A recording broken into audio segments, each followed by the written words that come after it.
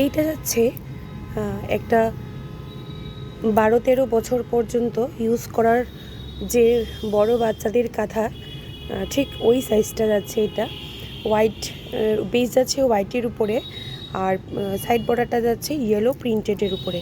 চলো তোমাদের সাথে একটু এটার ডিজাইনটা একটু শেয়ার করে নিই। এটার ডিজাইনটা যাচ্ছে ঠিক এই রকম, মানে খুব ঠাসা ডিজাইনের একটা কাজ।